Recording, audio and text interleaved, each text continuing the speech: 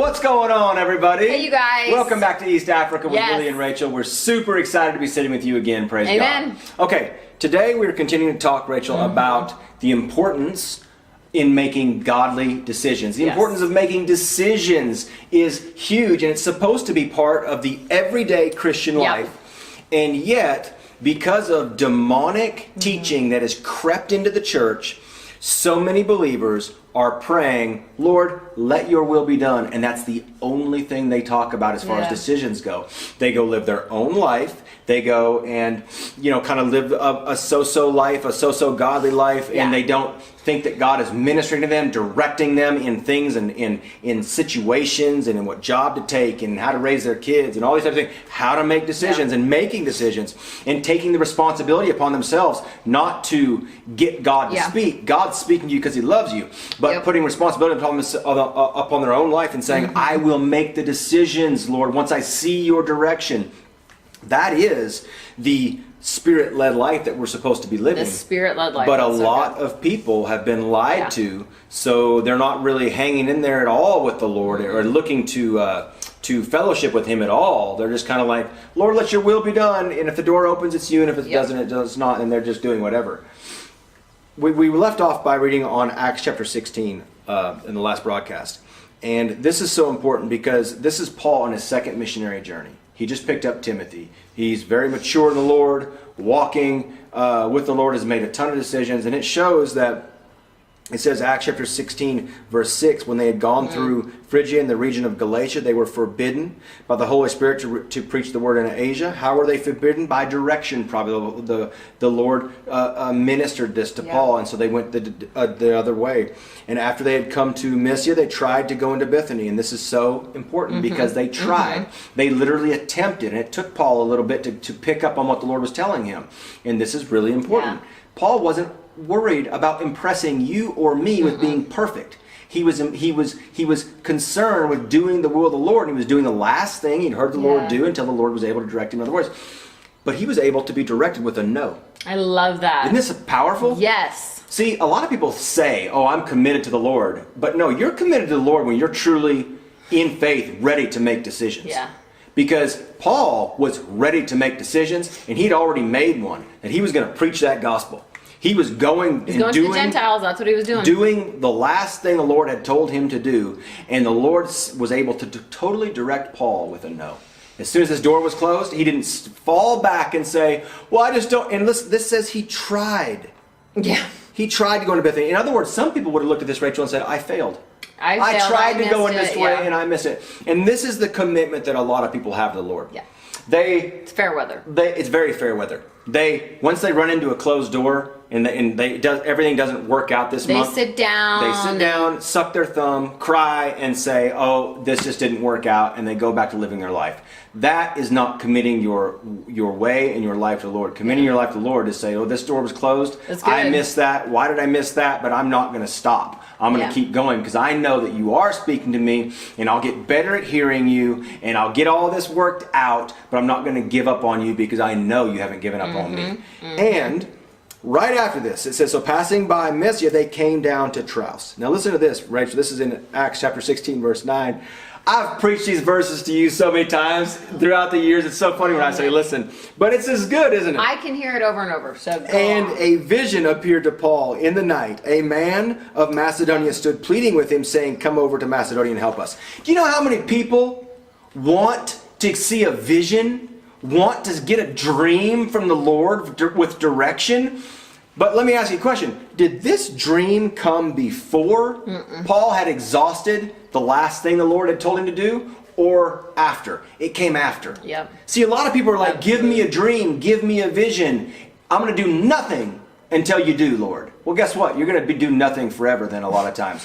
But where you say, Lord, this is what I believe, you're picking up, and you exert faith and you're moving in a direction, then the Lord knows your heart is in it, and then he can trust you with even outward direction. Yeah. But a lot of times, if your heart is very fair weathered and you're not committed under the way of the Lord, if you do start walking through direction that the Lord is giving you through a dream or through a vision, and your heart isn't in it, then you'll actually go forth and hurt yourself more than you'll help yourself. But where you say, Lord, I think you're telling me to go this direction, you go that direction, I made a mistake, Lord, but I'm not quitting you, you go this direction. He sees your life is honestly committed to Him. He can trust you with a vision. Good. He can trust you. You're not relying upon those things, because that's never the number one way He'll lead anybody.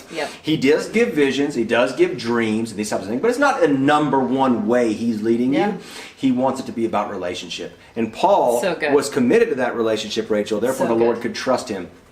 And listen to this. So it says, in verse 9 of Acts chapter 16, it says, "And in a vision appeared to Paul in the night, a man of Macedonia stood and pleaded with him, saying, 'Come over to Macedonia and help me.'